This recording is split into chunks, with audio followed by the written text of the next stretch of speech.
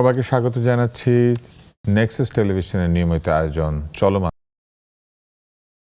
একটি চলমান অনুষ্ঠান এবং আমরা চলমান বিষয় নিয়ে কথা বলে থাকি। আজকে যে বিষয় নিয়ে আমরা কথা বলবো সেটি হচ্ছে বাজেট নিয়ে আসলে আলোচনা বেশ কিছুদিন চলবে, কারণ এই বাজেটটা অন্যান্য বছরের চাইতে একটু ভিন্নতর, অনেক বড় হয়েছে বাজেট। সেই বাজেটে কিছু কিছু বিষয় আনা হচ্ছে যে বিষয়গুলি আলোচনা করার মতো, এবং কিছু বিষয় রয়েছে যেগুলি হয়তো মানুষ আশা করছেন যে সরকার বুঝতে পারবেন যে এটি মানুষের উপর হয়তো চাপ সৃষ্টি করবে। এই সব কিছু নিয়ে কথা, এবং তার সঙ্গে সঙ্গে অন্যান্য বিষয় নিয়ে আমরা কথা বলবো। বিশ্বকাপ চলছে, বাংলাদেশ অস্ট্রেলিয়ার সঙ্গে জিতলো, বাংলাদেশের নারী ক্রিকেট দল ভালো করছে। আমাদের সুসংবাদ খুব একটা আসে না, যখন সুসংবাদ আসে তখন আমরা সেটাকে উদযাপন করতে চাই। আর আপনারা যারা টেলিভিশনে সামনে নেই এমন লোকদেরকে চেনেন, তাদেরকে বলে দিন চলমান দেখার জন্য কোথায় যেতে হবে। ইউটিউবে দেখতে চাইলে দেখতে পারবেন নেক্সাস টেলিভিশন লাইভ, এবং যদি ফেসবুকে দেখতে চান তাহলে ভেরিফাইড পেজে। আমাদের আজকের বিষয় বাজেটের বীজগণিত। আমাদের অতিথি শামসুজ্জামান দুদু, ভাইস চেয়ারম্যান বিএনপি, এবং সার্জিস আলম, মুখ্য সংগঠক উত্তরাঞ্চল এনসিপি। আমরা শামসুজ্জামান দুদু আপনার কাছ থেকে জিজ্ঞেস করি, বাজেট অনেক বড় হয়েছে, আপনি এরই মধ্যে বেশ কয়েক জায়গায় বাজেট নিয়ে কথাও বলেছেন। বাজেটের ভালো মন্দ রয়েছে, তার মধ্যে একটা ভালো দিক হচ্ছে যে এবার প্রতিবন্ধী বয়োজ্যেষ্ঠ যারা, তাদের দিকে সরকার মনোযোগী হয়েছেন। কারো যদি প্রতিবন্ধী সন্তান থাকে তাহলে 50,000 টাকা পর্যন্ত আয়ের সঙ্গে যুক্ত হবে, সেখানে কর রেয়াত পাওয়া যাবে, এবং বাবা মা তারা সেটা পাবেন। এটা একটা ভালো দিক। আবার যারা বয়োজ্যেষ্ঠ তাদের চলাচলের সুবিধা করা হয়েছে, হাসপাতালে সুবিধা করা হয়েছে, এরকম কিছু কিছু জায়গা রয়েছে, বয়োজ্যেষ্ঠরা কিছু সুবিধা পাবেন। বাংলাদেশে অবশ্য ওই বয়স পর্যন্ত পৌঁছানোই একটা লড়াই মানুষের জন্য, এবং ওই বয়সে গিয়ে মানুষ খুব একটা সুস্থ থাকেন না আমাদের দেশে। যদিও আয়ু বেড়েছে কিন্তু আমাদের সুস্থতার পরিমাণ বাড়ে নাই ওই অর্থে। তো আপনার কাছ থেকে জানতে চাই যে এই বাজেটটাকে যদি আমরা আলাদা বলতে চাই অন্য অন্য বছরের বাজেটের চাইতে, কোথায় আসলে আলাদা? জি, আপনাকে ধন্যবাদ। আপনি নিজেই কিন্তু কিছু কিছু বলেছি, হ্যাঁ, প্রশংসার জায়গা তো প্রশংসা করব। উপস্থাপনার ক্ষেত্রে এই বাজেটের মৌলিক কিছু বিষয়, মানে উপস্থাপনার স্বার্থেই বা আজকের এই সাবজেক্টের কারণেই আপনি এই জিনিসটা সামনে এনেছেন। এছাড়াও আমার দৃষ্টিতে মনে হয়েছে, আমার যেহেতু আমি যে দল করি সেই দলেরই সরকার এখন ক্ষমতায়, মানে এটা একটা পরিবর্তিত সময়ের বাজেট। ধরেন 24-এর গণঅভ্যুত্থান পূর্ববর্তী একটা পরিস্থিতি বা একটা অবস্থা, আর 24-এর গণঅভ্যুত্থান পরবর্তীতে ধরেন একটি নির্বাচন, অন্তর্বর্তীকালীন সরকার, নির্বাচনের মধ্য দিয়ে একটি মানুষের ভোটে নির্বাচিত একটি সরকার, একেবারেই ভিন্ন মাত্রা। যে দলটি ধরেন 18-20 বছর ধরে লড়াই করছে, সংগ্রাম করছে, রক্ত দিয়েছে, নির্যাতন ভোগ করছে, মানুষের ভোটে সেই দল রাষ্ট্র ক্ষমতা আসছে, এবং সেই দলের সরকারের পক্ষ থেকে প্রথম 4 মাসের মাথায় তারা একটা বাজেট দিয়েছে। আমরা আপনার সঙ্গে বোধহয় একসঙ্গে একটা অনুষ্ঠানও করলাম, সেখানে বাজেট নিয়ে বিস্তারিত, এইটা উচ্চাভিলাষী বলবো নাকি মানে বড় বাজেট বলবো, সেই বিষয়গুলো আলাদা। কিন্তু গত বাজেটের থেকে এটি মানে উচ্চাভিলাষী যদি কেউ বলে, এটা আশ্চর্য হওয়ার কিছু নাই। 9,38,000 কোটি টাকার বিশাল বাজেট বলে কোনো কোনো পত্রিকা উল্লেখ করেছে। এই জায়গাগুলো ধরেন বাজেটের যে চ্যালেঞ্জ সমূহ, মুদ্রাস্ফীতি নিয়ন্ত্রণ বা বাজার মানে স্থিতিশীলতা রক্ষা করা। মানুষ কিন্তু বাজেট দেয় তখন সব থেকে সেটার কিন্তু বড় দিক হচ্ছে বাজারে গিয়ে এর প্রতিফলনটা কি। তখন বাজেট থেকে বাজারের ঘটনাটা থাকে বড় ব্যাপার। অর্থাৎ বাজার করতে গিয়ে যদি একটা মানুষ কম বেশি স্বস্তির সঙ্গে থাকে, আমাদের দেশে দুটো ঘটনা ঘটে। বাজেট দেওয়ার আগে একবার মূল্য বৃদ্ধি ঘটে, বাজেট দেওয়ার পরে আরেকটা মূল্য বৃদ্ধি। এটা কিন্তু সাধারণ মানুষকেই আপনার ভোগ করতে হয়। আর সাধারণ মানুষ যখন এই বিপজ্জনক অবস্থায় পড়ে যায়, তখন এটা বাজেটের ভিতরে যাই থাক, জনবান্ধব হোক, মানুষের নিম্ন আয় বা মধ্য আয় যাদেরই পক্ষ নিক না কেন, যত বড় বড় কথা থাকুক না কেন, সেটা তখন আর গ্রহণযোগ্যতার মতো থাকে না। বাস্তবসম্মত রাজস্ব আয় একটা বাজেটের 1 নম্বর প্রায়োরিটি বলা যায়। রাজস্ব আয় নাই, আপনি যত বড় বাজেটই দেন না কেন, বাজেটটা দিচ্ছেন সেই টাকাটার সংস্থান থাকতে হবে। তো বিদেশ থেকে কত টাকা নিয়ে আসতে পারলাম, ঋণ টিন, এগুলো আরো পরের। আমার মূল জায়গাটা আছে, সেটা যদি ঘাটতি ঘটনা থাকে, ঘাটতির অর্থায়নের সুযোগ কম থাকে, সেগুলো তখন চিন্তার বিষয় হিসাবে দেখা দেবে। তবে আমার কাছে মনে হয়েছে যে বার্ষিক উন্নয়ন কর্মসূচি এডিপি থেকে শুরু করে বা অন্যান্য প্রসঙ্গ যদি সামনে নিয়ে আসি, যেহেতু বাজেট সবেমাত্র প্রণয়ন করা হয়েছে, সামনের দিনগুলোতে আমাদের একটু অপেক্ষা করতে হবে। এটা পাশ করার আগ পর্যন্ত অনেক ঘটনা একটু রদবদল হতে পারে। তারপরে আমার মনে হয় যে জায়গাটা এসে দাঁড়াবে, তখন এটা নিয়ে আলোচনা করা সহজ হবে। সার্জিস, আপনার কি মনে হয়? আপনারা অবশ্য বাজেটের সমালোচনা করেছেন আপনাদের দল থেকে এবং নিজের একটা বাজেট দিয়েছিলেন। আপনাদের দেওয়া বাজেটের সঙ্গে এই বাজেটের কি খুব বেশি পার্থক্য আছে? আপনারাও শিক্ষা খাতে খরচ বাড়িয়েছিলেন, আপনারাও মানুষের কল্যাণমূলক যে খাতগুলি রয়েছে সেখানে খরচ বাড়িয়েছেন। আপনাদের সঙ্গে টাকার অঙ্কে একটু পার্থক্য আছে, কিন্তু আদতে কি বাজেটের যে লক্ষ্য বা বাজেটের যে থিম, সেই জায়গা থেকে খুব একটা পার্থক্য আছে? হ্যাঁ জি, পার্থক্য আছে। পার্থক্যের জায়গাটা হচ্ছে আমাদের পক্ষ থেকে প্রায় 1 লক্ষ কোটি টাকা কম একটা বাজেট দেওয়া হয়েছিল। আপনাদের 8.5 লাখ কোটির মতো আর ওনাদের 9.5 লাখ কোটির মতো, 1 লক্ষ কোটি টাকার কাছাকাছি। তো আমাদের কাছে মনে হচ্ছে এই যে 1 লক্ষ কোটি টাকা এটা অ্যাক্সেস দেওয়া হয়েছে, যেটা এই অতিরিক্তটা আসলে জাস্ট এটাকে বড় দেখানোর জন্য দেয়া, কারণ এটার বাস্তবতা নাই। ভাই যেটা বললেন, ওনার সাথে আমি এই জায়গায় একমত যে বাজেটের সফলতা আসলে কতটুকু রাজস্ব আদায় করা যাচ্ছে, বাজেটের কতটুকু আমরা বাস্তবায়ন করতে পারছি। কিন্তু আমরা যখন দেখি এইখানে প্রায় 7 লক্ষ কোটি টাকা রাজস্ব লাগবে, 6,95,000 কোটি টাকা, প্রায় 7 লক্ষ কোটি টাকা রাজস্ব, এবং সেই জায়গা থেকে প্রায় 2.5 লক্ষ কোটি টাকা ঋণ, বৈদেশিক ঋণ এবং দেশীয় ব্যাংক থেকে ঋণ। এই প্রত্যেকটা লেয়ার আমাদের কাছে মনে হয় অবাস্তব।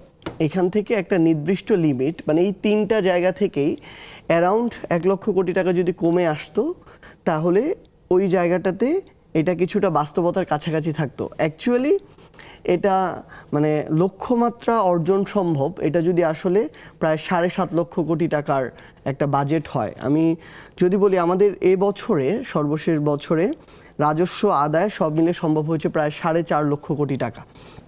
আমরা আশা করছি এবছর যদি সরকার আরও ভালো একটা ব্যবস্থাপনা করতে পারে, তাহলে এটা 5 লক্ষ কোটি টাকা পর্যন্ত যেতে পারে যদি ভালো হয়।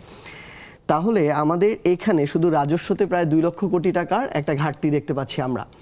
আবার ব্যাংক ঋণ যেখানে প্রায় 2.5 লক্ষ কোটি টাকা, এর মধ্যে 1,10,00,000, 1,12,00,000 এরকম হচ্ছে দেশীয় ব্যাংক আর বৈদেশিক। এখন আমরা যেটা দেখছি, বৈদেশিক ঋণের জন্য তারা যে শর্তগুলো দিচ্ছে, সর্বশেষ IMF এর যে কিস্তিটা বিএনপি সরকারের সময় পাওয়ার কথা ছিল, সেটাও তারা পায়নি। কারণটা হচ্ছে তাদের ওই শর্তগুলো পূরণ করা যাচ্ছে না, স্পেশালি অর্থনৈতিক বা আর্থিক খাতের যে সংস্কারের শর্তগুলো। এবং তারা ব্যাংক রেজুলেশন আইন 25কে পরিবর্তন করে যখন 26-এ আনলো, এবং যেখানে অর্থনীতিবিদরা মনে করছেন এটার ফলে পুরাতন ব্যাংক লুটেরারা তো আরও সুযোগ পেয়ে যাবে আবার লুট করার, পাশাপাশি তাদের শাস্তিটা নিশ্চিত হওয়ার মধ্য দিয়ে যে একটা সুশাসন ফিরে আসার একটা আশা তৈরি হয়েছিল, সেটাও নষ্ট হয়ে যাবে। তো সেই জায়গা থেকে এই যে বাজেটটা প্রায় তারা যেটা আশা করছে, বৈদেশিক ঋণ প্রায় 1,10,000 কোটি টাকা, আমরা মনে করছি এটা আসলে কোনোভাবেই সম্ভব নয় যে এটা বৈদেশিক ঋণ তারা অর্জন করতে পারবে। পাশাপাশি প্রায় 1,12,000 কোটি টাকার মতো যেটা তারা দেশীয় ব্যাংকগুলো থেকে ঋণ নিতে চাচ্ছে, যখন দেখবেন আপনি যে বৈদেশিক ঋণগুলো পাবে না, তখন সরকার দেশীয় ব্যাংকগুলোর উপরে ঋণের চাপটা বাড়াবে। আমরা ইতিমধ্যে দেখেছি এই 4 মাস যেতে না যেতেই সরকার প্রায় 50,000 কোটি টাকার বেশি আমাদের দেশীয় ব্যাংকগুলো থেকে ঋণ নিয়েছে। এখন যখন আমার দেশীয় ব্যাংকগুলোর উপরে এই ধীরে ধীরে আস্তে আস্তে ঋণের চাপটা আসবে, বৈদেশিক ঋণটা প্রয়োজন অনুযায়ী না পাওয়ার ফলে, তখন আমার এই যে দেশীয় ব্যাংক যেই বেসরকারি খাতগুলোতে ঋণ দিত কিংবা নতুন উদ্যোক্তাদের ঋণ দিত, সেটা কিন্তু আর ধীরে ধীরে তারা এই জায়গাটা ক্ষতিগ্রস্ত হবে বা পাবে না। ফলে আমার ব্যবসার যে সম্প্রসারণের জায়গাটা, নতুন কর্মসংস্থানের জায়গাটা, এই জায়গাটা ব্যাহত হবে।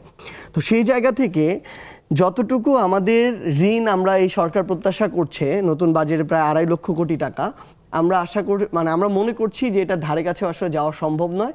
এখানে একটা ব্যাপক ক্ষতির একটা ঘাটতি তৈরি হবে। তো এখানে যদি প্রায় 1 লক্ষ কোটি টাকার ঘাটতি হয়, আবার আমার রাজস্বতে যদি আরও 2 লক্ষ কোটি টাকার ঘাটতি হয়, তাহলে প্রায় আমার 3 লক্ষ কোটি টাকা ঘাটতি হচ্ছে। এই ঘাটতি সরকারকে তো 1 বছরের মধ্যে মোকাবেলা করতে হবে। এটা মোকাবেলা করার জন্য সরকারকে তখন কি করতে হবে? বাজেটগুলোকে কাটছাট করতে হবে, অনেক উন্নয়ন কাটছাট করতে হবে। দেখবেন উন্নয়নগুলো অর্ধেক হয়েছে, অর্ধেক বন্ধ হয়ে গেছে। যেমন আমরা এর আগে সরকারের সময় দেখেছি ব্রিজ হয়েছে রাস্তা নেই, বা রাস্তা হয়েছে ব্রিজ নেই। তো এই ধরনের তখন একটা সরকারকে তাদের জায়গা থেকে মানে এই যে অর্থনীতিটা সামাল দেয়া, বছরটা শেষ করা অর্থ বছর, এবং এই উন্নয়ন যেগুলো কিংবা সার্বিক যে দেশের অর্থনীতি, ব্যবসায়িক প্রতিষ্ঠান, আর্থিক প্রতিষ্ঠান, এগুলোর যে স্থিতিশীলতা, ওই জায়গাটা নষ্ট হবে। তো এই জন্য আমরা মনে করছি যে এই বাজেটটা আসলে এটা মানে অতিরঞ্জিত হয়ে গিয়েছে। যদি এই বাজেটটায় হয়তো 8 লক্ষ কোটি টাকা বা 8.5 লক্ষ কোটি টাকার মধ্যেও থাকতো, তাহলে এটা লক্ষ্যমাত্রার কাছাকাছি সরকার যেত। এত বড় একটা বার্ডেন, এটা কিন্তু মানসিকভাবে সরকারের উপরে একটা বার্ডেন, এই বার্ডেনটা নিতে হতো যেতে না। না পারে সরকার, তখন ঋণ নেবে না, তখন ঋণ কম নিতে হবে। লক্ষ্যমাত্রা যদি সে যেতে না পারে, রাজস্ব আয়ের লক্ষ্যমাত্রা না, রাজস্ব আয়ের লক্ষ্যমাত্রার কথা বলছেন। রাজস্ব আয়ের লক্ষ্যমাত্রা পূরণ না করলেও ঋণ বেশি লাগবে, সেটা পূরণ করলেও তো 2.5 লক্ষ কোটি টাকা ঋণ তার। ধরেন ওই সময় ঋণটা নিল না সরকার, আর কি মানে উন্নয়ন কমিয়ে দিল। এক্স্যাক্টলি। তাহলে ব্যাপারটা হচ্ছে তখন উন্নয়ন কমিয়ে দেখেন 2 খাতে, কিন্তু 3টা খাত এখানে।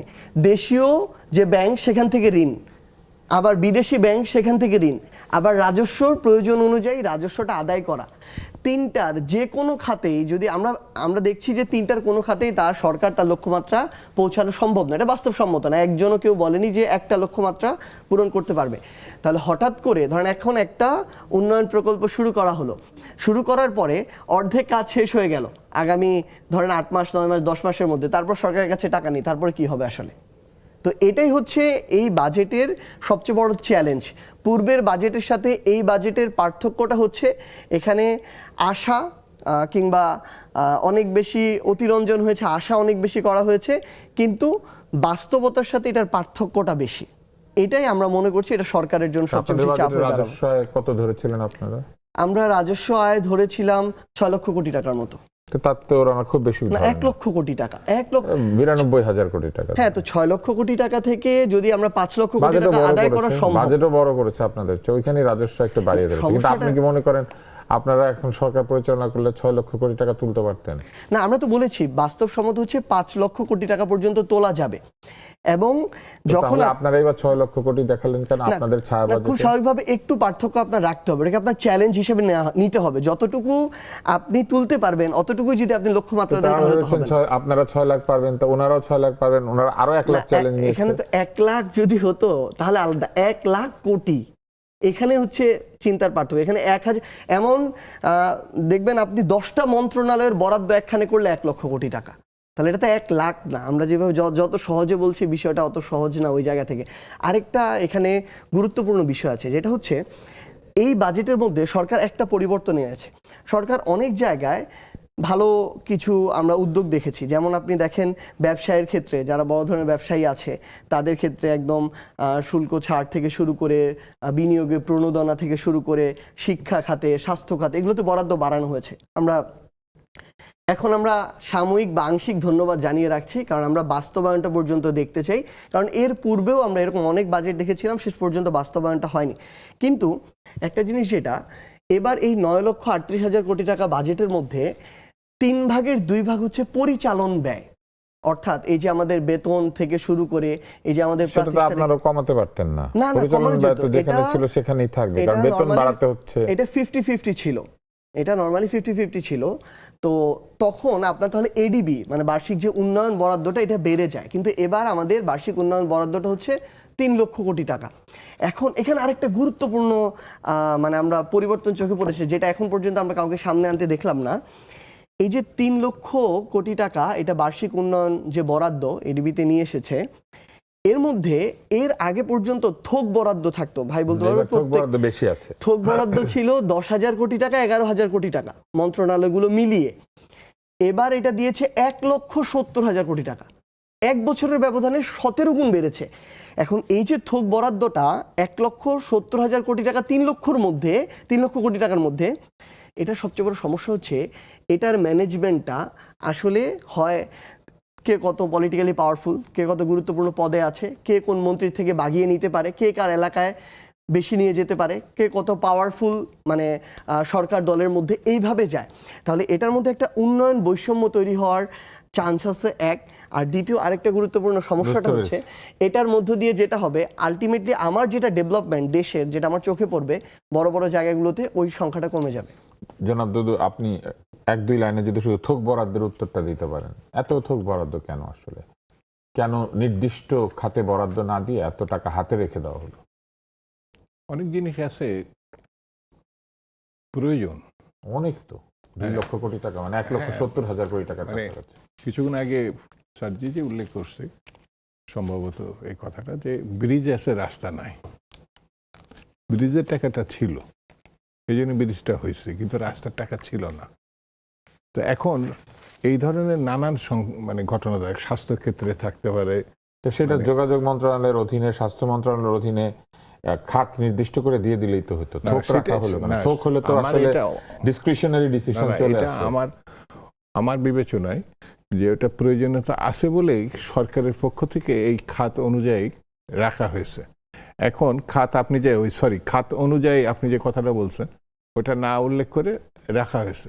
সেই বিবেচনায় যদি আগামী দিনে, আমি তো এখনই এটা বাজেটটা সবেমাত্র প্রণীত হয়েছে, একটা নতুন সরকার, নতুন অবস্থা, নতুন প্রেক্ষাপট, সেই বিবেচনা আমার কাছে মনে হয় যে যতগুলো আলোচনাই করি না কেন একটা নির্দিষ্ট সময় পর্যন্ত আমাদের অপেক্ষা করতে হবে, যে সময়ের পরে বলা যাবে যে এটা ভ্রান্ত বা এটা ঠিক হয় নাই, আমার কাছে মনে হয়েছে।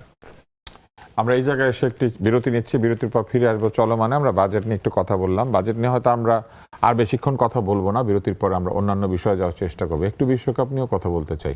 বিশ্বকাপ দেখে কি আপনারা আশান্বিত না হতাশ? অনেক টাকা দিয়ে সরকার বিশ্বকাপ কিনেছে। ফিরে এলাম চলমান দেখার জন্য নেক্সাস টেলিভিশনে। আমি আছি, আমার সঙ্গে আছেন সার্জিস এবং শামসুজ্জামান দুদু, এবং আমরা কথা বলছিলাম বাজেট নিয়ে। এই বাজেটে নয়, কিন্তু গত বাজেটে এই বিষয়ে বরাদ্দও ছিল না। তারপরেও সরকার এইবার সম্প্রচার স্বত্ব কিনেছেন সরাসরি ফিফার কাছ থেকে, এবং 72 কোটি টাকা খরচ করেছেন। এর আগে আওয়ামী লীগ সরকার 100 কোটি টাকা খরচ করে গিয়েছিল, একটা কনস্ট্রাকশন কোম্পানির কাছ থেকে তারা স্বত্ব কিনেছিল। এইবার অন্তত কনস্ট্রাকশন কোম্পানির কাছ থেকে কিনতে হয়নি। কিন্তু আমি এমনি জানতে চাই, বাংলাদেশের মানুষ বিশ্বকাপ দেখবে, এটার জন্য সরকার কেন টাকা খরচ করে? ধরেন আপনি বিশ্বকাপ হচ্ছে, কিন্তু বাংলাদেশের মানুষ দেখতে পাচ্ছে না। দেখতে পাবে না কেন? অন্যান্য দেশের টিভি চ্যানেল দেখাচ্ছে, সেই টিভি চ্যানেলগুলি বাংলাদেশে দেখা যায়। তারপর আমাদের টিভি চ্যানেলগুলো এগুলো কিনে নিয়ে আসে, কারণ তারা ব্যক্তিগত ব্যবসা করে। কিন্তু এইবার যেটি করেছে সরকার, সেটি হচ্ছে যে এই বাংলাদেশ টেলিভিশন এটা কিনেছে বা সরকার কিনেছে, কিন্তু টেলিভিশনে যে ফিড যাচ্ছে সেটা ডার্টি ফিড বলে, মানে বিজ্ঞাপন সহ একটা চ্যানেল থেকে বিজ্ঞাপন সহ বিটিভিতে চলে যাচ্ছে। আগে বিটিভিতে বিজ্ঞাপন ক্রয় করতো যারা চালাতে চায়, কিন্তু এইবার বিজ্ঞাপন সহ ডার্টি ফিড যাচ্ছে। তো ডার্টি ফিড কিনবে কেন সরকার, বা ডার্টি ফিড দেখাবে কেন, যেখানে সরকার নিজেই কিনেছে? সরকার মনে করছে এটা করলে তাদের বেনিফিট হতে পারে। আমি বিস্তারিত জানি না, তারপরেও আমার কাছে মনে হয়েছে যে এমন কোন সময় বিশ্বকাপ হওয়ার পর বাংলাদেশের প্রেক্ষাপটে যখন থেকে দেখানো শুরু হয়েছে যে বিটিভি দেখাই নাই, এমন কোনো ঘটনা আছে কিনা আমার জানা নাই যে সরকারের এখানে উদ্যোগ নেয়। অন্যান্য বেসরকারিভাবে এই বিষয়টি করা হয়েছে। তো আমার কাছে মনে হয়, আমার কাছে এখনো মনে হয় যে এটা প্রয়োজনীয়তা ছিল বিধায় এটা সরকারের পক্ষ থেকে করা হয়েছে। যদি কোনো কারণে এটা না করা হতো এবং কোনোভাবে বাংলাদেশের মানুষ বিশ্বকাপ দেখতে পাচ্ছে না বা দেখার জটিলতা সৃষ্টি হয়েছে, তাহলে এটি মানুষের জন্য খুব ভালো কিছু বয়ে আনতো না। সরকারের কথা আমি বাদই দিলাম, মানুষও এটা ধরেন বেসরকারি খাতে যারা বিনিয়োগ করেন তারা এটা কিনবেন, তারা কিনে এনে ব্যবসা করবেন, এবং সেই ব্যবসায় সরকারের যেটা নিয়ম ছিল সেটা হচ্ছে বিশ্বকাপ যেই কিনুক বাংলাদেশ টেলিভিশন সেটা বিনামূল্যে পায়, এবং সেটা সে দেখায়, এবং বিনামূল্যে শুধু পাই না, বিনামূল্যে দেখায় এবং যারা ওখানে এটা চালাবে তারা বাংলাদেশ টেলিভিশন থেকে মিনিটের যে মূল্য আছে প্রতি মিনিটে সেটা তাদেরকে কিনতে হতো। এবার তো সরকার নিজেই কিনেছে, সরকার এবার ক্রেতা এবং সরকারি বিক্রেতা। সেরকমই যদি হবে তাহলে কেন বাংলাদেশ টেলিভিশন ডার্টি ফিড নিবে? মানে ডার্টি ফিড মানে বিজ্ঞাপন সহ কেন আমার নিবে? কাছে যেটা মনে হয় আমি সেটা আপনাকে বললাম। এখন বাংলাদেশ এটা ক্ষতিগ্রস্ত হয়েছে কিনা আর্থিক দিক থেকে, বা এটা কিনা এবং দেখানোর না, একটা সরকারের টাকা আর একটা বেসরকারি খাতের টাকা। বেসরকারি খাত সরকারকে ট্যাক্স ভ্যাট পরিশোধ করে।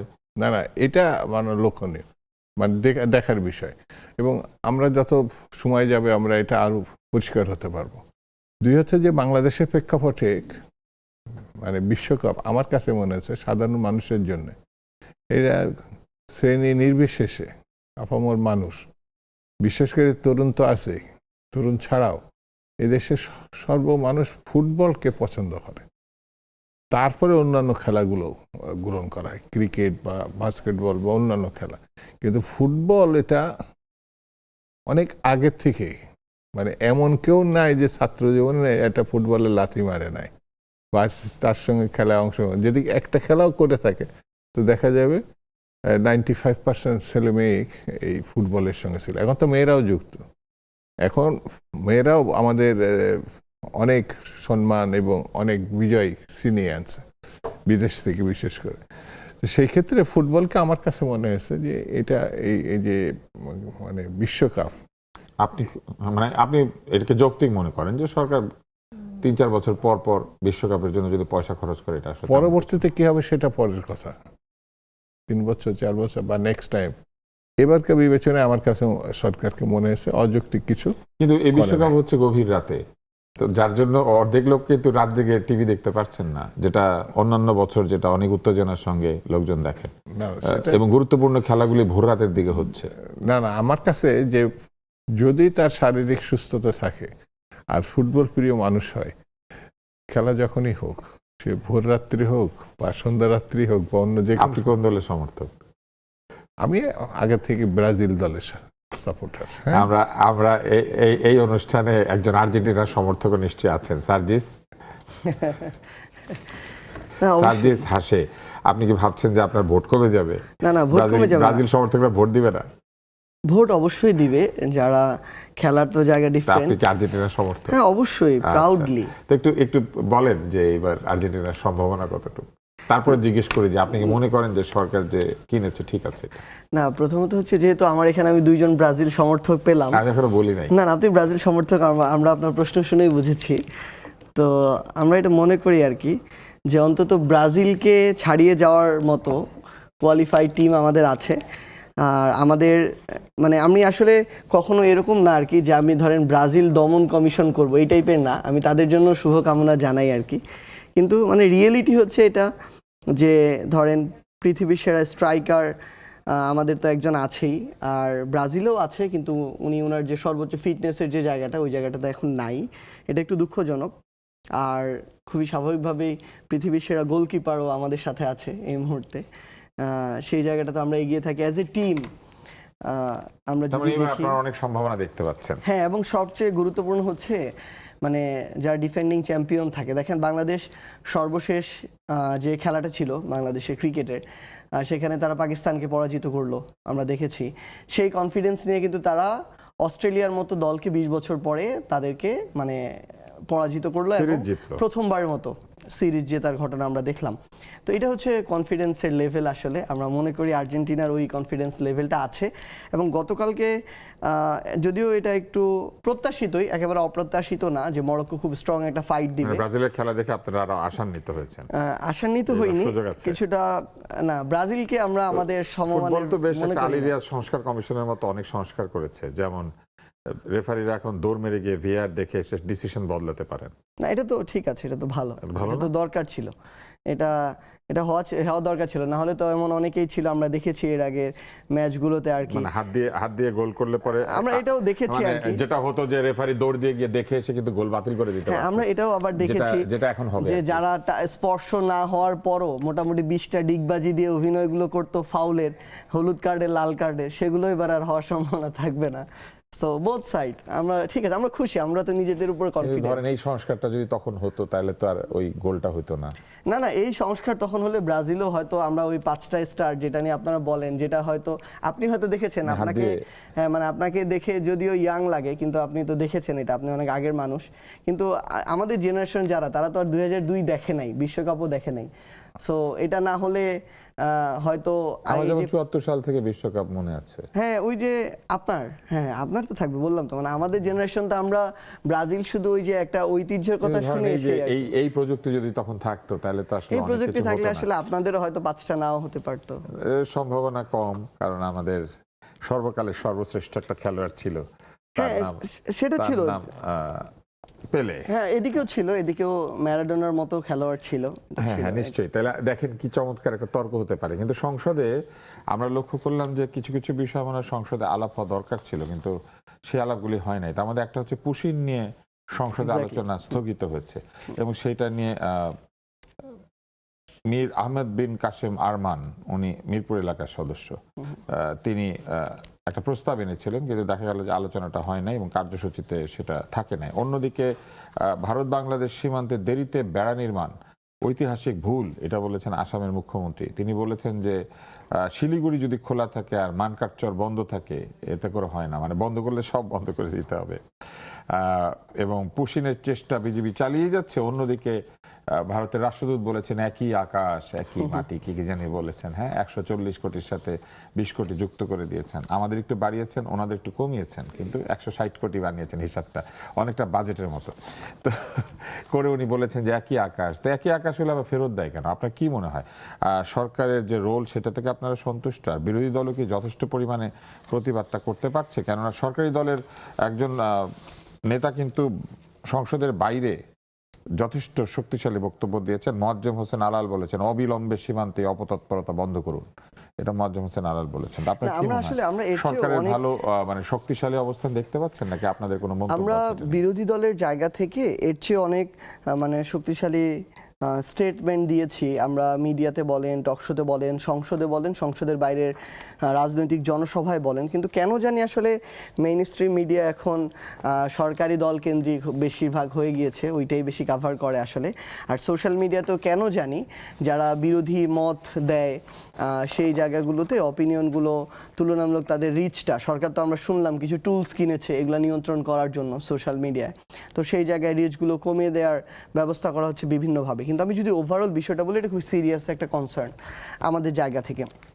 আমি যদি সর্বশেষ কিছু দিনের কথা বলি, দেখলাম যে সরকারকে টুলস দিয়ে রিচ কমিয়ে দিবে, এটা আপনার সরকার এটা কিনেছে, সরকার তো এটা কিনেছে প্রায় 100 কোটি টাকার মতো, না 1 কোটি টাকা মনে হয় এরকম, যাক সংখ্যাটা আমি জানি না, বাট টুলস কিছু ক্রয় করেছে নতুন করে এই সোশ্যাল মিডিয়ার বিভিন্ন জায়গায় ব্যবহার করার জন্য।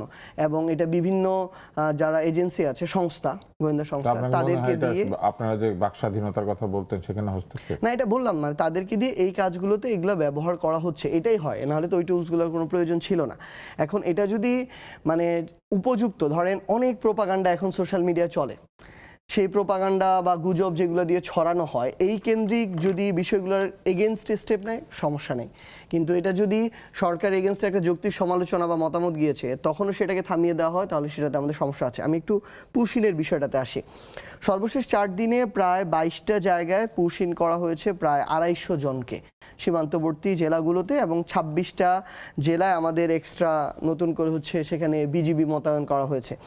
এবং আমরা যে জিনিসটা দেখলাম যে আমাদের এই 26-এ এখন পর্যন্ত প্রায় 30 জনের কাছাকাছি আমরা হত্যা দেখলাম।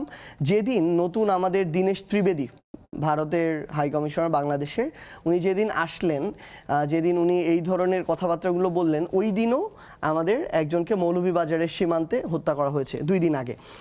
এবং সবচেয়ে গুরুত্বপূর্ণ হচ্ছে বিগত 4 দিন বিএসএফের প্রধান এবং বিজিবির প্রধান ভারতে মিটিং চলছে, এই 4 দিন এই চলাকালীন সময়েও সীমান্তে 2টা হত্যা হয়েছে।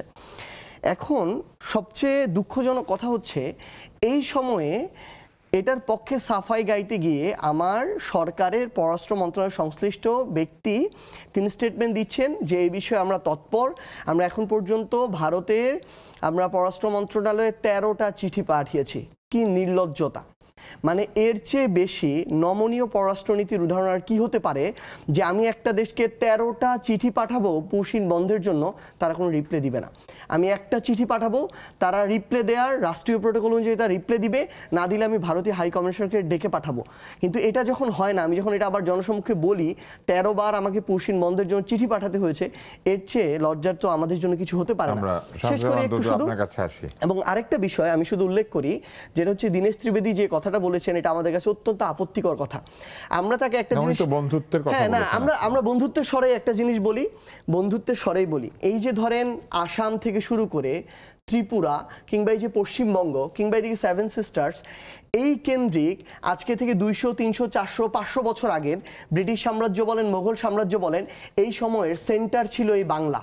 যতদিন পর্যন্ত বাংলাকে নিজেদের নিয়ন্ত্রণে নিতে পারে নাই, ততদিন পর্যন্ত ব্রিটিশরা অ্যাকচুয়াল শাসন এইখানে কায়েম করতে পারে নাই, ততদিন পর্যন্ত ওই মোগলরা এখানে ওই শাসনটা কায়েম করতে পারে নাই।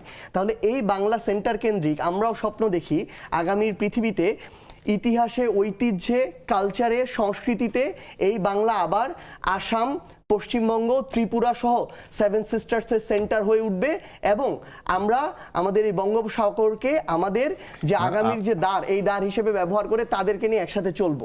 খুব বন্ধুত্বের আহ্বানই জানিয়ে দিলাম। আপনি কি মনে করেন এটা বন্ধুত্বের আহ্বান, স্যারজি যেটা বলেছেন?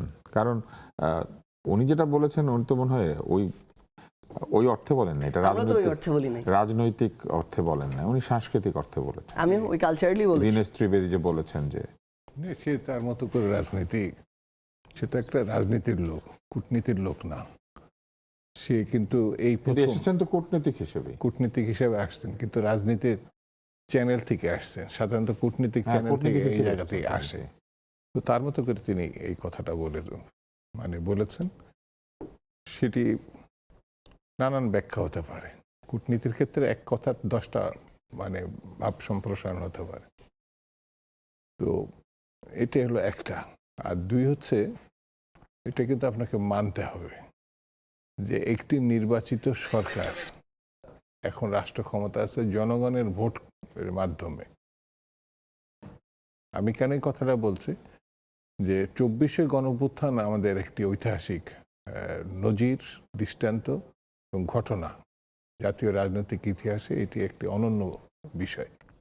কিন্তু তখন একটি ধারণা ছিল যে, সে সময় আমি এটা রাজনীতিতে শুনছি, যে কোনো নির্দিষ্ট দলকে ক্ষমতা আনার জন্যে এই গণঅভ্যুত্থান হয়নি। কিন্তু 12ই ফেব্রুয়ারি নির্বাচনে নির্দিষ্ট একটি দলই ক্ষমতায় আসছে। এটা আপনাকে মাথায় রাখতে হবে। জনগণের পাস বোঝার জন্য নির্বাচন খুব জরুরি। সেই জন্যে সেই বিবেচনা থেকে আমি যদি টোটাল বিষয়টা জিনিস চিন্তা করি, দেখি ভারত সীমান্তবর্তী বেশ কিছু জায়গায় অপতৎপরতা করেছে, যেটা অপতৎপরতা এবং অনেক প্রশ্নের তারা সৃষ্টি করেছে। যেমন কাঁটাতারে বেড়া, এটা বাংলাদেশ শুরু করে নাই, এটা তারাই করেছে। আমরা তো বেড়ার পন্থী, হ্যাঁ, ওই দেশটা শুরু করে। সাধারণত বড় দেশে এগুলো করে। হ্যাঁ, এবং বিশ্বে এই ধরনের কাঁটাতার বেড়া যে একেবারে নেই, আমি অনেক জায়গায় আছে, এবং এখানে আছে। বার্লিনে তো একটা দেয়ালি ছিল, হ্যাঁ, দেওয়ালি ছিল। তো এখানে কিলিং যেটা হয়েছে, ধরেন আমাদের লোক ওখানে যাচ্ছে বা ওদের লোক আসছে, সেটা প্রশ্ন না। আমি এমনও জায়গা দেখছি, পত্রিকার মাধ্যমে দেখছি, যে একটি বাড়ির এক অংশ ওদিকে পড়ছে আর এক অংশ এদিকে আছে, এবং বাড়িতে এখনো আছে, শান্তিপূর্ণভাবে তারা এখনো বসবাস করছে। যুদ্ধকালীন সময় হয়তো তারা সরে যায়। বাংলাদেশের আপনি এই ভারত, এই যে যে পরিস্থিতি, সেই পরিস্থিতিতে আপনি যুদ্ধে মীমাংসা করবেন না, আলোচনার মধ্যে মীমাংসা করবেন, এটি একটি সিদ্ধান্তের ব্যাপার। আধুনিক বিশ্বে যুদ্ধ দিয়ে সবকিছু মীমাংসা হচ্ছে না। এটা আপনাকে, যুদ্ধ তো অনেক পরের কথা, কিন্তু একটা মনোমালিন্য দিয়ে আসলে কোনো কিছু আলোচনার মধ্যে দিয়ে আপনি সেটা করবেন। ওই যে একটা কথা আমি শুনছি, যে চোখে চোখ রেখে কথা বলা, এটা কূটনীতির ভাষা না, এটা সভ্য সমাজের কোনো ভাষা না, এটা এক ধরনের দ্বিপাক্ষিক কুস্তাকুস্তির ভাষা। তা আপনি তো গণতান্ত্রিক রাজনীতিতে বিশ্বাস করেন, আপনি তো স্বাধীনতায় বিশ্বাস করেন, আপনি চূড়ান্ত মুহূর্তে পৌঁছানোর আগের ঘটনাগুলো আপনি ব্যবহার করবেন কিনা? তা আপনাদের সরকারকে সেই ঘটনাগুলো অবশ্যই ব্যবহার সেই করছে। সেই দিকেই থাকবে, কারণ এটা জনগণ কর্তৃক নির্বাচিত একটি সরকার। সে কখনোই সংঘাতের মধ্যে দিয়ে সমস্যা কিন্তু ওইদিকেও তো জনগণ নির্বাচিত সরকার আছে, তারা তো একটা কুস্তাকুস্তি করতে চাচ্ছে। সেটি একটি ধর্মকেন্দ্রিক, বলা যায় আমরা মোল্লাতন্ত্র বলি, কাঠমোল্লা, আর ওরা ওদের পুরোহিতের সরকার হিসাবে আমরা মনে করি। বাংলাদেশ একেবারে ভিন্নতর। ওরা 70 বছরে ধর্মনিরপেক্ষতার নামে ভণ্ডামি করছে, আর আমাদের এখানে সত্যিকারের ধর্মনিরপেক্ষতা আমরা বলি না, কিন্তু সব থেকে যদি গণতান্ত্রিক এবং সভ্য দেশ থাকে আমি মনে করি সেটা হচ্ছে বাংলাদেশ। আমরা এই পর্যায়ে একটা বিরতি নেব, আমরা বিরতির পর ফিরে আসছি। আমরা কথা বলছিলাম, আমরা কতটুকু সভ্য সেটা জানি না, তবে সদ্য প্রাক্তন প্রধান উপদেষ্টা বলেছিলেন একটা চুক্তি সাইন করার পরে যে আজকে নাকি বাংলাদেশ সভ্য হলো, তবে নিশ্চয়ই আমরা তখন সভ্য হয়েছিলাম। এবার আমরা একটা বিরতিতে যাচ্ছি, বিরতির পর ফিরে আসবো। আবারও ফিরে এলাম চলমানে, বিজ্ঞাপন বিরতি ছিল। বিরতির পর ফিরে এসে আমরা কথা বলবো অন্য একটি বিষয় নিয়ে। বাংলাদেশে এই প্রথম আমরা দেখতে পেলাম ইন্টারপোলের রেড অ্যালার্ট দিয়ে কাউকে ধরা যায়, এবং তিনি আবার হচ্ছেন আমাদের পুরনো আইজিপি। তিনি র্যাবেরও প্রধান ছিলেন এবং তার শত শত বিঘা সম্পত্তির কথা আমরা শুনেছি বাংলাদেশেই ছিল। তার মানে উনি অর্থায়ন করলেও সেটা বাংলাদেশে বিনিয়োগ করেছিলেন। অন্তত একদিক থেকে ভালো, যিনি টাকা পয়সা নিয়ে বিদেশে লুটপাট করে সব টাকা নিয়ে যান নাই, কিছু বাংলাদেশে রেখেছিলেন। কারণ আমরা দেখতে পাচ্ছি যে তার অনেক সম্পত্তি, 600 বিঘার জমির কথা বলা আছে, আবার 76 বিঘা আছে এক জায়গাতে, আবার রিসোর্টের কথা বলা আছে। মানে এরকম আমরা অনেক কল্পনা করতে পারি আলাদিনের চেরাগের মতো। আমরা জানতাম না যে এটা সরকারি চাকরি করে পাওয়া যায়, কিন্তু উনি সেটা করতে পেরেছেন। কিন্তু উনি ধরা পড়েছেন এবং শোনা যাচ্ছে যে তিনি দুবাইতে ধরা পড়েছেন। এই বিষয়ে সংসদেও একটা ঘোষণা এসেছে। এবং এই যে তাকে আটকানোর মধ্যে দিয়ে আমরা বুঝলাম যে ইন্টারপোলের রেড অ্যালার্ট দিয়ে অর্থ সম্পদ পাচারকারী বা যারা এরকম বিরাট অঙ্কের লুটপাট করে তাদেরকে ফিরিয়ে আনার একটা সম্ভাবনা হয়তো বাংলাদেশে তৈরি হয়েছে। আপনার কি মনে হয় এটা কত দূর সামনের দিকে এগোবে? দুটো কথা বলি। যেমন আপনি তার এক ধরনের প্রশংসা করছেন, হয়তো আপনার এই রেফারেন্সে সে জামিনও পেতে পারে। না, জামিন কেন পাবে? অপরাধ তো অপরাধ, কিন্তু না না, অন্তত মানে এতটুকু তো ভালো যে একটা নিয়ে যায় নাই। না, প্রশংসা করলেন সেটাই যে সে এত টাকা লুটপাট করলো, দেশে কিছু তো রেখেছে। কিছু রেখেছে, এই একটা ভালো কাজ। হ্যাঁ, কারণ সব আপনাকে ফেরত আনতে হচ্ছে না, কিছু এখানে আছে। না, আমি এই সেন্সে বলছি যে খারাপ, সার্বাঙ্গীনভাবে খারাপ। সে এখানেও যে জমি সম্পত্তি বানাইছে, এটা কোনো স্বাভাবিক মানুষ করতে পারে না। আপনি তো উদ্ধার করতে পারছেন না, উদ্ধার করতে পারেন অথবা না পারেন সেটা পরে। এটাও একটা খারাপ দৃষ্টান্ত। মানে আপনি কি চুরিকে উৎসাহিত করতে পারেন না যে আপনি চুরি করেন এখানে? উৎসাহ দেই নাই, আমি সার্কাস্টিক্যালি বলেছি। না এই পলিটিশিয়ানরা আজকাল সার্কাজম ধরতে পারে। না, এটা মানে আমার কাছে মনে হয়েছে কখনো কখনো আমরা কিছু কিছু শব্দ বা কিছু কিছু হয়তো খারাপ উদ্দেশ্যে বলা না, কিন্তু ওইটাও তার পক্ষে চলে যেতে পারে। তো আমার মনে হয় সে নখ, মানে চুল থেকে নখ পর্যন্ত দুর্নীতিবাজ, ভয়ঙ্কর একটা ব্যক্তি। তার সময় যত তরুণ রাজনীতিবিদ বা মানে পেশাজীবী ক্ষতিগ্রস্ত হয়েছে, আমার মনে অন্য কোনো সময় এত ভয়ঙ্কর লোক আমরা খুব একটা দেখি নাই। 2-4 জনের ভিতরে সে একজন। সেই জন্য তাকে আর কোনোভাবেই কম্প্রোমাইজ করা, তাকে মানে সুবিধা দেওয়া, মানে কথাবার্তায় চালচলন, এটা আমার কাছে মনে হয়। সে এক সময় জাতিকে যখন বোধহয় ছিল, সরকারি ক্ষমতাতে ছিল, বলছিল যে দুর্নীতির বিরুদ্ধে আমাদের লড়াই করতে হবে। সে আমার যতদূর দুর্নীতির বিরুদ্ধে জিরো টলারেন্স, এই শব্দটা সে ব্যবহার করছিল। তো এই সব মানুষগুলো মানে আমরা প্রত্যক্ষ করছি, এটাই হচ্ছে আমাদের। তবে একটা জিনিস তার গ্রেপ্তারের মধ্যে দিয়ে বেরিয়ে এসছে, আমার কাছে মনে হয়েছে এর আগে কখনো এই ধরনের ঘটনা ইন্টারপোলের মধ্যে দিয়ে গ্রেপ্তার করানো গেছে। এই প্রথম কিন্তু মানে ইন্টারপোলের সহায়তায় একজন বিদেশে থাকা ব্যক্তিকে, যে বাংলাদেশের সম্পদ লুণ্ঠন করছে এবং যা খুশি তাই করছে, তাকে গ্রেপ্তার করা সম্ভব হয়েছে। তাহলে সরকারি উদ্যোগ থাকলে এবং দক্ষতা থাকলে এই ধরনের ক্রিমিনালকে গ্রেপ্তার করা এবং আমার ধারণা তাকে দেশে আনা সম্ভব হবে। এটা একটা দৃষ্টান্ত হিসাবে ভবিষ্যতে কাজ করতে পারে, কারণ তারা জনগণের সম্পদ লুণ্ঠন করছে।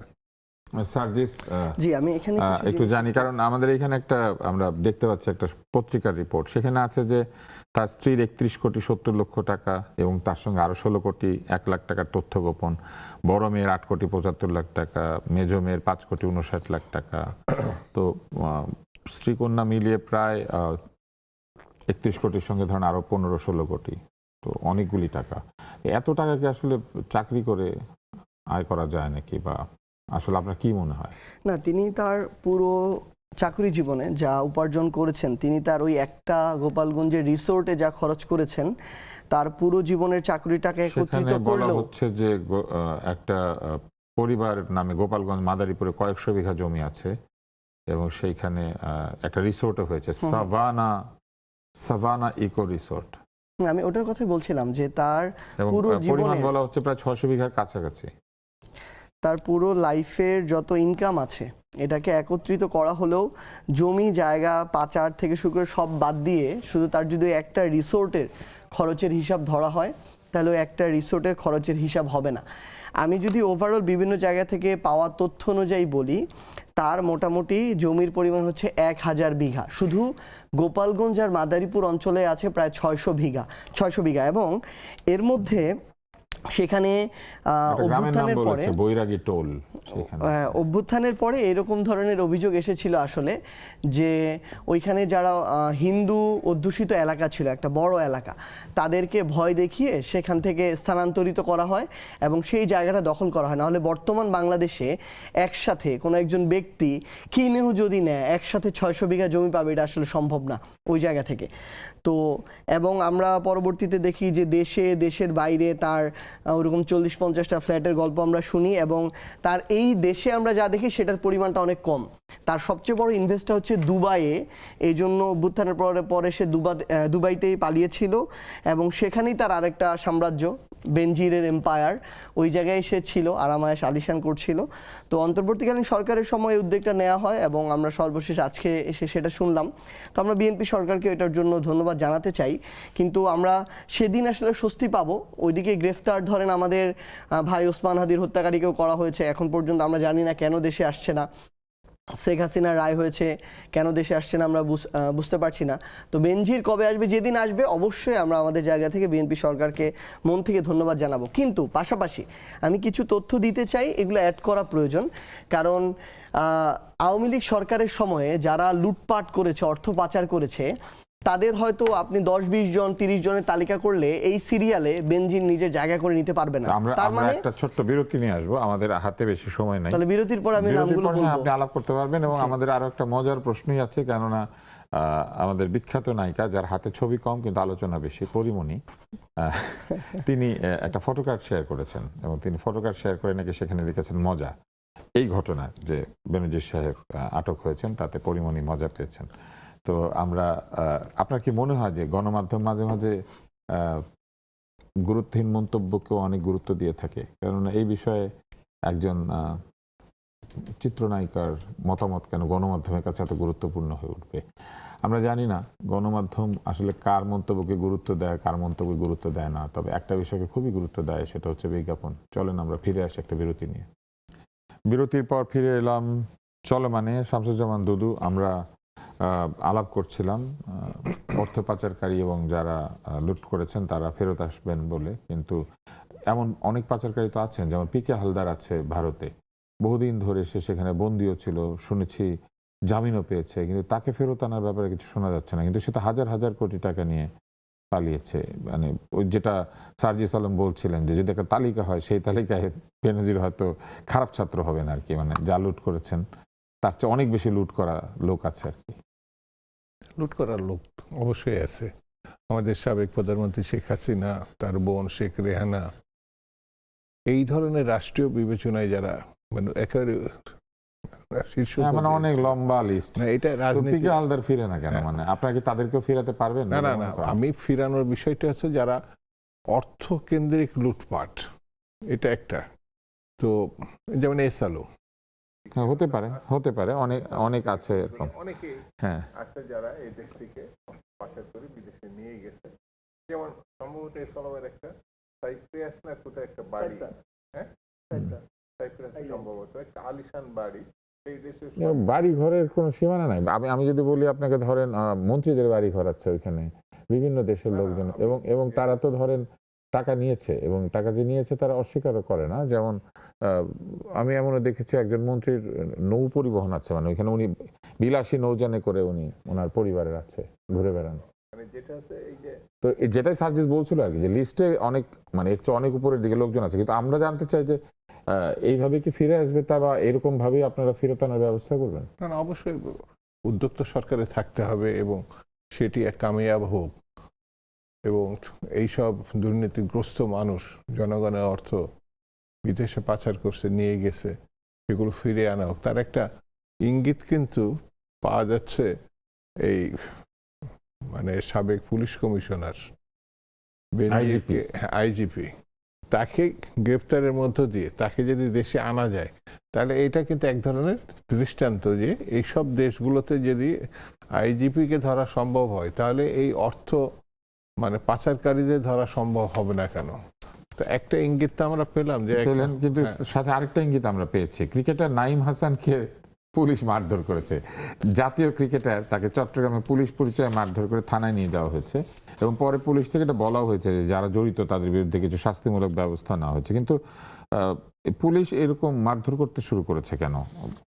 না এটা ভীষণভাবে দুঃখজনক ঘটনা বলবো, যে শুধু মারধর না, মানে একদিকে পুলিশ ধরা পড়ছে, না তাকে আরেকদিকে পুলিশ মারধর করছে, হাসপাতালে গিয়ে পাঠানো হয়েছে, মানে মারধরটা এই পর্যায়ে গেছে। 2 নম্বর হচ্ছে আমার কাছে মনে হচ্ছে যেটা আপত্তিকর, সেটা হচ্ছে তাদের শাস্তি হচ্ছে সেখান থেকে অন্য জায়গায় পোস্টিং করা। তাদের বিরুদ্ধে কোনো কেস হয়েছে কিনা আমি কোনো পত্রিকায় দেখি নাই। এই ওসি সহ যারা এই মারধরে অংশগ্রহণ করছে, তাদের তো একটা মিনিমাম একটা কেসের ব্যাপার থাকে, মানে গায়ে হাত তোলা তো একটা ফৌজদারি অপরাধ। তো এই জাতীয় ঘটনা আমার কাছে মনে হয়েছে যে আইন শৃঙ্খলা পরিস্থিতি নিয়ে কেউ যে প্রশ্ন তোলে, তাহলে এইগুলো দৃষ্টান্ত হতে পারে। সার্জিস, আপনার কাছে আসি। একদিকে কিন্তু আমরা এটাও শুনছি যে তাদের মনোবলের ঘাটতি তৈরি হয়েছে, এটাও শুনতে পাচ্ছি যে পুলিশ একটা রিফর্মও হচ্ছে চলবে, এটা চলমান প্রক্রিয়া। আবার আরেকদিকে পুলিশ আগের মতো কিছু কিছু জায়গাতে অত্যাচারী হয়ে উঠছে। তো আপনার কি মনে হয় যে এটা কি এই জন্যই যে আসলে এখনো সেই সংস্কার সম্পন্ন হয় না, বা কেন এরকম হচ্ছে? আবার আরেকদিকে আইজিপি ধরা পড়েছেন, পরিমণি তাতে খুশি হয়ে উঠছে। আচ্ছা, আমি এটাতে আসার আগে আমি তখন যেখানে শেষে ছিলাম ওই জায়গাটা আমি একটু অ্যাড করতে চাই। বিগত আওয়ামী লীগের যে সময় ছিল 9 থেকে 24, এই সময়ে আওয়ামী লীগ তাদের জায়গা থেকে বিভিন্ন বিদেশি সংস্থা বা দেশ থেকে মোট 18 লাখ কোটি টাকা ঋণ নিয়েছে, যেটা বাংলাদেশে এবার যে বাজেট দিয়েছে বিএনপি তার ডাবল। এবং বিএনপি 17 বছরে নিয়েছে। আমি শেষ করি এবং এর মধ্যে পাচার করেছে 11 লাখ কোটি টাকা। মানে আমরা এই যে সমর্থিত, হ্যাঁ একদম প্রত্যেকটা এভিডেন্স ওয়াইজ বলছি আমি, টোটাল 11 লাখ কোটি টাকা পাচার করা হয়েছে বিগত 17 বছরে। তো সেই জায়গা থেকে যদি আপনি দেখেন, এই যে টোটাল যে পাচারটা হয়েছে, এটা থেকে বিএনপি সরকার, আমরা ঘাটতি বাজেটের কথা বলছি না, আমরা চাই তারা এই উদ্যোগটা নিক। আমি এই জন্য মনে করিয়ে দিচ্ছি যে তারা এই উদ্যোগটা নিলে 11 লাখ কোটি টাকা থেকে যদি তারা 2 লাখ কোটি টাকাও ফিরিয়ে আনতে পারে, তাহলে ঋণ নিতে হলো ঘাটতি বাজেট আর হবে না। আমাদের যে ব্যর্থতার কথা আমরা আশঙ্কা করছি, ওই আশঙ্কা করতে হবে না। আমি কিছু জিনিস মনে করিয়ে দিই, 4-5টা ছোট্ট এক্সাম্পল। নাম্বার 1, রূপপুর যে পারমাণবিক বিদ্যুৎ প্রকল্প ছিল, এটা হচ্ছে 1,20,000 কোটি টাকার প্রকল্প। এটার জন্য ঋণ নেওয়া হয়েছে রাশিয়া থেকে। এর মধ্যে পুরোটাই আসলে রাশিয়ান ঋণ, রাশিয়ান প্রস্তুতি, তাদের কোম্পানির সাথেই তাদের ডিল। না, এখানেই তো খেলাটা হচ্ছে সব ওইদিকে, তো এই জন্য আমাদের সামনে আসেনি। কিন্তু এর মধ্যে বর্তমান সর্বশেষ কিছু বিভিন্ন সংস্থার রিপোর্ট থেকে যেটা উঠে এসেছে, প্রায় 50,000 কোটি টাকা, 1,20,000 কোটি টাকার মধ্যে 50,000 কোটি টাকা নেগোশিয়েট করে সেখান থেকে মালয়েশিয়ার বিভিন্ন ব্যাংকে পাঠানো হয়েছে, যেটা সার্ভিস চার্জ হিসেবে নিয়েছে টিউলিপ সিদ্দিকী, শেখ রেহানা সজীব ওয়াজেদ জয় এবং তার পিছনে ব্যাকআপ হিসেবে শেখ হাসিনা, একটা বললাম। দ্বিতীয়ত, আপনাদের কাছে এটা প্রমাণ আছে? হ্যাঁ, এগুলো তো মানে বিভিন্ন ধরনের বিবিসি থেকে শুরু করে মেইন স্ট্রিম যারা মিডিয়া বাংলাদেশের, তাদের যে অনুসন্ধানী যে রিপোর্ট, সেটার তথ্য আমি বলছি একেবারে, সেখান থেকে আমার কালেক্ট করে নেয়া। এরপর হচ্ছে আদানিকে এখনো আমাদের প্রতি বছর ক্যাপাসিটি চার্জ হিসাবে, সেটা তো অন্তর্বর্তী সরকার বন্ধ করে নাই, দিয়েছে। না শেষ করছি আমি, এটাই তো আমি তুলে ধরছি। আমাদের হাতে আর একদমই সময় নাই, আপনি আর সময় দিতে পারবো না, কারণ আমাদের 10:30টার বেশি বেজে গিয়েছে। হ্যাঁ, একটু জাস্ট শেষ করি। তো সেই জায়গা থেকে ইভেন আপনি ভূমিমন্ত্রী সাইফুজ্জামানের, তার শুধু লন্ডনে বাড়ি হচ্ছে 360টা। শেখ হাসিনা পিওনেরই ছিল 400 কোটি টাকা, নিজে স্টেটমেন্ট দিয়ে গেছে। কিংবা ওই যে বিপু যদি দেখেন, ওই যে জ্বালানি মন্ত্রী যে ছিল, কিংবা সালমান এফ রহমান, শুধু ব্যাংক থেকেই ঋণ খেলাপি বা লুটপাট হচ্ছে 36,000 কোটি টাকা। তো আমরা এই জিনিসগুলো মনে করিয়ে দিলাম যেটা এগুলো ফিরিয়ে আনা হয়। হিসাব করা খুবই মুশকিল। আর আপনি যেটা বললেন, এটা একটু 10 সেকেন্ডে শেষ করি। পুলিশের এটা 10 সেকেন্ডে, সেটা হচ্ছে 10 সেকেন্ডই। হ্যাঁ, কিছু পুলিশ আছে যারা তাদের অপরাধের জন্য শাস্তি পায়নি দেখে তারা মনে করছে অপরাধ করে বেঁচে যাওয়া যায়, সর্বোচ্চ একটা ট্রান্সফার হয় কিংবা প্রত্যাহার করা হয়। এটা থেকে বের হয়ে আসার জন্য, সুশাসন প্রতিষ্ঠার জন্য শাস্তি নিশ্চিত করা ছাড়া কোনো উপায় নেই। আমরা এই পর্যায়ে এসে অনুষ্ঠানটা শেষ করতে হচ্ছে। আরো কিছুক্ষণ কথা বলতে পারলে ভালো হতো, তবে কথা বললে কিন্তু আমাদেরকে বেশি টাকা দেয় না। আমরা যদি এখন 2 ঘন্টা কথা বলি, আমাদের যা পাওয়ার তাই পাবো। তবে কিছু কিছু মানুষ আছেন, তারা ঘুমের মধ্যে অর্থ উপার্জন করেন, কিংবা ঘুমের মধ্যে পরিকল্পনা করে ঘুমান, পরের দিন তারা হাজার হাজার কোটি টাকা নিয়ে ফেলতে পারেন। আমরা সেরকম হতে পারি না। তবে আমাদের ঘুম নষ্ট করার উপাদান চলে এসেছে আমাদের বিশ্বকাপ ফুটবল, যেখানে আমরা কখনো খেলতে পারি নাই, কিন্তু আমরা খেলা দেখতে খুব পছন্দ করি। সেটা আমরা কোটি কোটি টাকা দিয়ে কিনি, কারণ আমরা এটা না পারলেও আমরা খেলাটা খুবই এনজয় করি। তবে পৃথিবীর বহু বহু দেশ এখানে খেলতে পারছে, যার মধ্যে একটা দেশ কুরাসাও নামে, তাদের ওইখানে মিরপুরের চাইতে কম লোক, কিন্তু তারা বিশ্বকাপ খেলতে পারছে। ফলে ঠিক মতো চেষ্টা করলে হয়তো আমরা একসময় খেলতে পারবো। তবে আপাতত আমাদের দেখা ছাড়া কোনো গতি নাই, এবং এইটা দেখার জন্য রাত জেগে বসে থাকতে হচ্ছে সবাইকে, কারণ খেলা হচ্ছে আরেক গোলার্ধে। ওখানে যখন সকাল, আমাদের এখানে রাত, আমাদের যখন সকাল, ওদের ওখানে রাত। আশা করছি আজকেও আপনারা খেলা দেখবেন। তবে খেলা দেখলেও আগামীকাল চলমান দেখতে ভুলবেন না। নেক্সাস টেলিভিশনে চলমান নিয়মিত আয়োজন, আমরা কালকেও গল্প করব এবং নানান রকম গল্প করব। সেই গল্পে কোনো দিন হয়তো কারো কারো একটু মন খারাপ হয়, কিন্তু তাতে কিছু আসে যায় না। আজকে মন খারাপের দিন, কালকে মন ভালোর দিন। আজকে হয়তো এক আলাপ হচ্ছে, কালকে আরেক আলাপ হবে। আলোচনা চলমান থাকবে। নেক্সাস টেলিভিশনে চলমান দেখতে থাকবেন সপ্তাহে 5 দিন। আশা করছি আজকের মতো বিদায় নিয়ে আগামীকাল আবার দেখা করতে পারবো আপনাদের সাথে।